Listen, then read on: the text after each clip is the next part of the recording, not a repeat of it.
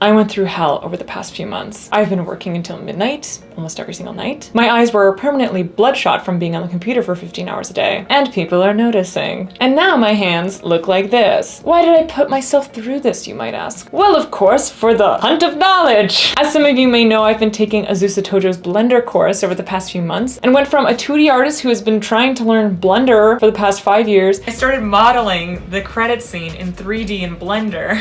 For no apparent reason other than I thought it would be cool.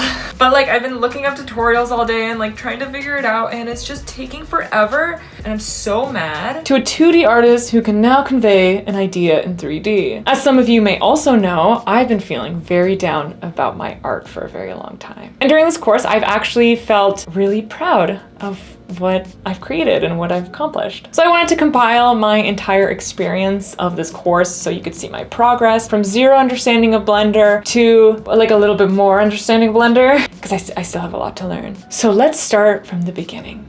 8 weeks ago. Okay, so before the class started, all the students had to complete the ramen bowl following AZUSA's online tutorial. It's basically to start understanding Blender's interface and keys. And like a good student, I started making this bowl. And geez, if I am not pissed off the entire time, learning something new is so annoying, and it is so difficult, especially a new program. It's like learning a new language. I wanted to give up so many times. I hate using my mouse for this. I feel like a baby trying to use tools beyond their comprehension. But after probably 4 hours, I finish my very first ramen bowl. And then I do my second bowl. This one's a little quicker, but I still have to pause the video every minute. And honestly, it's pissing me off, but it actually feels nice to be slightly more competent than my first attempt, which is nice. And then I start my third bowl, and then I stop halfway through because I don't want to do this anymore. I'm sure I'm fine to start the class. Okay, my first official assignment. Another exercise in learning basic modeling skills and using basic materials. I wanted to make a cute, almost isometric beach moment. The emphasis on the class was to rely on references rather than sketching anything in advance. So I didn't go off on a sketch, and because of this, I feel like my size hierarchy and composition lacked a little bit, but I gathered some fun references, and I'm sure some of these refs are AI, but I guess that's life now. It was really slow going. Since everything I added had to be considered and thought out well, what would go on this island? I made sure not to really get caught up in the details until all my big shapes are blocked, since it's easier to change my big shapes early on than when there's a bunch of clutter on the canvas. I wish I could just liquefy the entire thing in the end, but I don't think it's that easy. I also always have my camera view visible so I can, see the composition and only work on what will be seen. I'm not focusing on making this a 360-degree model. It's just going to be mainly seen from the front, so I want to focus on getting that composition strong from the perspective of the camera. So in the end, I think it looks great for just being a model with some materials. I did a draw over to show what I'd like for my piece to look like adding a waterfall out of the shark's mouth, making more Ghibli-like water texture on the surface, adding more rim lights on the edges of the surfaces, and having some paint release strokes in there. I haven't had time yet, but I'm planning to rework all of these pieces now that I know a lot more. I was most excited for this assignment because I love painting movie studies, and now I get to 3D model a movie still. This assignment was to learn about lighting and to replicate the lighting in a film still. So I don't know how to model characters at this point, and honestly, I remember at this week, I couldn't even imagine being able to model characters in just a few weeks from now. So I just used cubes to imply their form since it didn't really matter. It was about the colors and the light. I picked out dozens of movie stills and ended up choosing this first study from Parasite. I thought the lighting would be interesting since it's an overcast day and mostly light from the outside, but man, was this hard. This took 2 entire days to do this study. Modeling took so long and lighting was incredibly difficult. It's definitely a practice makes perfect scenario, but doing it for the first time was very rough. AZUSA took a look through my file and gave some advice and feedback, and her lighting looks much closer to the reference. And she pushed to keep the simple cubes so the planes would reflect the light closer to the film raft. But I just want to take things further and sculpt out those faces. But I think I still am gonna do that. I'm gonna go back and do that. I don't know, we'll see if I have time. Okay, then on to my next movie study. So my last study took way too long and I got caught up in the details way too much. So I wanted a piece that was simpler to model, but still a challenge when it comes to lighting. This still from Saltburn has this cool lighting scenario and a very hot man. So I was excited to get started. It was a real challenge to figure out how to make the materials allow for the light to pass through, like through the curtains and the edges of the skin. I really pushed the subsurface scattering, and in the end it doesn't quite look like the reference image's values, but I only know what I know so far, right? I received some feedback and this looks much more accurate. The light through the curtains is much more similar, and the darks and the lights on the character are also closer. I have to study a bit more on what changes in the materials there are, but we moved on so quickly to the next assignment, I barely had time to process my feedback. The next assignment is to create an interior while learning how to use the shader tool. I gathered way too many AI references of sci-fi underwater submarine locations on Pinterest and started building aimlessly with only the idea that I wanted a big round window looking into the water, and I want the color scheme pretty green. It would have saved me a lot of time if I had planned this project out a little bit more, and I could have. Perhaps using today's sponsor. XP Pen's Magic Notepad is a digital notebook that helps me plan, sketch, and organize everything in one place. With the XP Pen Notes app, I can drop in images, map out ideas, and build my project all in one space and without clutter. So I can actually figure out what this concept is going to look like, dragging in images that hopefully aren't AI, thumbnailing possible composition, and much more. And with 3 color modes, I can switch from distraction-free notes to full color visuals whenever I need. The X3 Pro Pencil 2 feels just like a real pen with 0 lag and no need for charging, which I very much appreciate. And the screen itself is very bright, very clear, and very crisp. This tablet is super light and feels very durable. You can bring it anywhere to jot down ideas whenever you're inspired. So whenever you have an idea, be efficient and get that written down before you forget. You can get the XP Pen Magic Notepad today through the link in my description. Now let's get back to making some 3D art. So it was cool to find textures online for the ground and the metals, but it was a bit hard to find the balance to keep it looking 2D. I don't want any of my pieces to look too 3D by the end of it, so I kept most of the things low poly with like hard edges. This assignment probably took the longest because I didn't know what I wanted to do. At first, my camera was pretty zoomed out to see the entire room, but it was like so overwhelming to fill this room with stuff and to tell a story and keep that focal point. So I took AZUSA's advice and I made a tighter camera frame so I can have a better focus. The story was starting to develop at this point. It was turning into like a scientist's underwater lab with like tentacles and jars, and then even like a monster outside the window, tentacle monster, I don't know. So I'm finally able to start detailing and refining ideas and figure out the lighting. Lighting is still something that I'm struggling with at this point. It's so hard to get it to look the way I want it to look. And there's like literally endless possibilities and no correct answer, and it's very overwhelming. So even at this point, I feel like my lighting doesn't have like a real focus. I'd like to go in and kind of play around with it more now that I know more. So I went in with Photoshop and did a paint over to make it look a little bit more like a visual development piece and try to kill some of that 3D look. I wanted to add a character, but I didn't have time, but I'm still planning on it. I still want to add that character. So I think I'll probably block it out in 3D and then paint it. Just give me time, please. Finally, we start designing characters. The last video I posted was all about this assignment. So if you want to hear a very detailed account on my process, then definitely check that out. But TLDR, I felt like I unlocked something deep in my psyche. Something that I never thought I would have unlocked inside me before. Making these sculpts engage me creatively in like such a way that I'm immediately hooked. The learning curve was definitely steep, but I feel like my design sensibilities transferred really well into this new medium. My first character pushed me to learn how to make organic shapes and apply 2D composition when I felt a bit stuck. My second character taught me to go out of my comfort zone since I didn't really feel pushed enough with this one. It also taught me to know when to pull back. And my third character pushed me to explore like more push shapes, and I learned how to sculpt hands and to simplify when I can.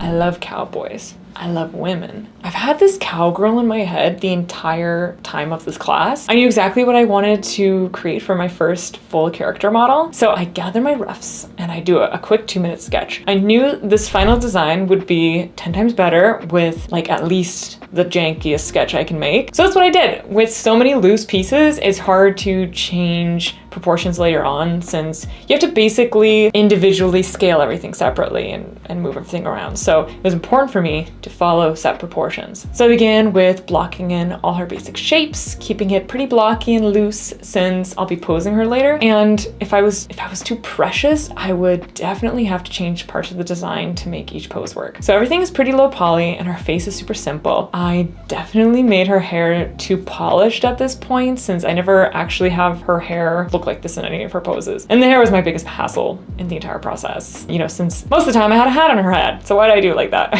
I gave her a cape that we only see once. I gave her 2 types of guns that we only see once. And you know, I went ham on these props. I was way too excited. I was only a quarter way through the assignment and I don't know when to quit. So if you get caught up with details and take an hour to design something that'll only be seen in the background once, drop a comment in solidarity. And then might as well give this video a like and it'll help support me. Thank you. Okay, so I start posing her, which seems like it'll be hard, but after you get her basic pose out there, it's just about refining and pushing that pose, which I really enjoyed doing, and it was pretty therapeutic. I lit the scene to kind of look like a dusk moment, and I painted some features with grease pencil. I move on to the next pose, which I fought myself about for a really long time, since I think running poses can look very overdone and lame, but I thought I'd give it a shot. I actually love how this pose turned out. It's so pushed, there's so much story, and it's actually my favorite pose, so there you go. I do my third pose, which I end up hating. She's stiff, she doesn't look natural, it feels weird. I scrap it and I move on to the fourth pose. It's a simple standing pose, since I don't actually have that in any of my poses yet, so I think it'll complement them nicely. I end up changing the lighting to like a high noon light, which is way better for the scene. I think it looks way nicer. But I already did all the pencil lines with the dusk lighting, so it stands out in a weird way because you have to do grease pencil with that final lighting. That's the struggle. And then I spend honestly like a full day trying to figure out how the camera moves work. This is my first time moving the camera. It was very complicated to try to get it nice and smooth for the very first time. And I exported like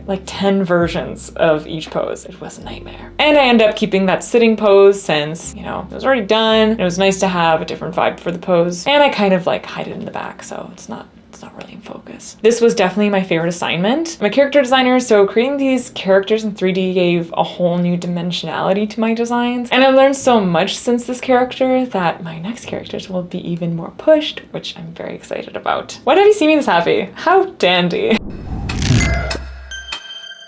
Do you know how close I was to making this cowboy ride a fully animated horse? You have no idea. Even as I was posing her, I was like, maybe I'll animate a horse. I thank God every day that I had some sense that moment that I didn't do it. This assignment was to learn the animation basics of Blender and how the timeline and graph editor works. So I made my character ride like a bull-like floating motorcycle thing. And after blocking out my initial design, I did a draw over to try to find more interesting shapes. And then my husband gave me suggestions in the draw over, since he said my design looked like a fish, which I agree. So I pushed and I pulled this design until it kind of looks like this. I think the shape works a lot better and it's honestly cooler than a horse, so that's a plus. I was looking up how to do this cool rim light that the Marvel rival characters have, and I found this YouTube video that has a free shader to download. So I put that on parts of my mech and it has such a cool effect now. I tried customizing it a little bit, but can really only go as far as picking colors. I'm not that smart yet. Then it's time to make everything look like it's flapping in the wind, which really started making this piece come to life. It's cool you could just like shake something in Blender and Blender like picks up the animation and records it. And then I animated this huge sphere to look like the ground is moving back in space, and the illusion is really starting to get there. Once I added those flame effects coming out of the engine and some like low poly dirt flying and grease pencil speed lines, which now I know a much better way to make the speed lines look nice. Then I could start playing around with the compositor, which was fun to learn for the first time, adding some cool film grain and RGB split effects. It really brings the piece together. And once I added the camera moves, it looks so full of life and energy. You can't even tell she's barely moving. There's so much suggestion of movement, it looks like I animated everything. It's so cinematic, and I wish I could make a movie out of this someday. For this assignment, we learned procedural stuff to make natural looking grass and leaves and stuff like that. And I also learned how to make water look cool. So I gathered way too many references because I didn't know what I wanted. I was thinking it'd be cool to have like a hillbilly kid by an old pond, maybe lounging by a swamp. Then I saw so many beautiful colors in these lily pad paintings, and I thought maybe making something prettier than swampy would be nicer. So I set up my camera and added a boat, but I wasn't sure what the story was supposed to be. I modeled a man in a boat, and I thought it'd be cool if he's looking into the water and there's like a scary mermaid that wants to kill him. So I started to go in that direction, and then I thought the colors and the light would be the ones to invoke that creepy mood, right? So I kept building the scene thinking, well, that's a problem for later. I focused on only using shaders to making interesting textures to start, and I think I ended up figuring out some cool things to keep the piece stylized but still 3D, like how I approach making the willow tree leaves, like vines. I swear, I felt like a genius after figuring out these shaders. I always have the camera view on screen since I wanted the piece to mainly work from the camera angle only, but I see now as I tried to make more dynamic camera moves, I could only really show a specific area since the rest of the world wasn't built, and I didn't really make the mermaid's face. So as I played with lighting, I had more and more trouble trying to keep it creepy since I was making the colors so pretty. It was looking so ethereal and magical, so the vibe was definitely different. I also had trouble with lighting since I really wanted this like strong angled light coming through the trees, but I couldn't get the volume to do what I wanted it to do. I don't know, by the end of the composition, like it didn't have much depth and the story wasn't what I wanted and the values and the contrast was a bit off. And so many people commented that they thought the mermaid was a penguin at first. So I definitely messed something up in there, but I don't really care enough to like change this piece. I think it's cool as my first try at like an exploration illustrated piece, and I'd really rather create something new than trying to go back and fix this one. I have other priorities. Our last assignment is to make a final keyframe illustration, focusing more on like that final draw over. So basically using Blender to create like a visual development piece. I felt a lot of pressure about this one. It had to be my very best work, you know? I was looking at all types of locations. I was thinking of doing like a busy market with lots of overhead drapery and like light poking through, but my pond illustration had that focus on like the big overhead moment, and I wanted like such a completely different composition and vibe to this piece. I was looking at a bunch of cool illustrations that I loved and trying to find something to be inspired by, cool colors, cool settings, but I was really all over the place. Eventually, I thought it'd be very cool to do like a busy fish market, so I started with that. Not too sure on any of those details yet, but I wanted just to get started on something. So I built some really basic blocks and I set up my camera to get an idea of the composition. I built a little tugboat without further idea of the settings since I know I would definitely be using it. And then I was super slow at building the set, like experimenting to see what shapes work and what doesn't work. I built out the props and the elements of the world, and once again without like a strong idea of the composition. Then I started working on the character because I figured that once the character is done, then the story will reveal itself. So I made this fisherman carrying like a big fish, because yes, that's what would happen on a fishing dock, right? So I block him out and I spend way too long on his beard that no one will see. And then before building the world more, I had to figure out more of the lighting so that I could feel some immediate satisfaction, right? I had a rough idea and I really thought it would eventually work out, so I kind of ignored things like my issues with the light and the composition until much later. AZUSA gave me some advice, and sometimes it's really about being encouraged and bouncing ideas off of someone. I was feeling really directionless, but then I caught some inspiration from her and I found a way to stylize the piece again and make some fun values and contrast and make it work a little bit better. I started to add some details, playing with the shaders, putting some wet spots onto the dock, making sure the composition always looks strong from the camera view. And then I spent all day working on this paint over. I experimented with a lot of ways to kill the 3D look and making it look like I painted the entire thing from scratch. But I was really happy with where it was. But you know, then I saw that the story isn't clear since I moved the position of the boat and now it doesn't look like he's got anything to do. Is he bringing the fish back into the water? I don't know. And then I got some feedback and here's my real final 3D model. My confidence definitely took a hit after this. Were my color choices stupid? Am I dumb? Am I bad? Oh, now I have to repaint the character again. And now he's not in the light. But once my ego settled, I see that the new color scheme and the character posing works way better as a visual development piece. You know, I've never really made a VizDev piece before, and I have a lot to learn. And I was really lucky that industry professionals gave me encouragement and feedback to make this piece so much stronger. So it's time for my second paint over. I played with the acting of the fisherman, either having his arm up to open the silhouette, but it was kind of awkward, so I kept it down. Then I painted it over like I did with my previous one. Now I have a super cool VizDev painting, and nothing's stopping me from becoming a VizDev artist. So it's the story of how I started from being someone who's terrified to even open Blender to a somewhat competent 3D artist. I'm really looking forward to see where this takes my art, how I'll implement 3D more into my sketches, and hopefully I'll just keep getting faster and faster, and maybe one day I'll get a job from it. We'll see. So which piece was your favorite of mine? Please tell me. Please tell me, because I need to know. Not because it makes me feel good, but because it makes me feel good. And if you're inspired by my progress, you can sign up to AZUSA's newsletter, find out when her next class is, and the link is in the description for you. And you can check out my Instagram to see my updates on these pieces that I promised to you. Because now that I said it in a video, now I actually have to do it. Accountability. All right, thanks everybody, and I'll see you next time. Bye.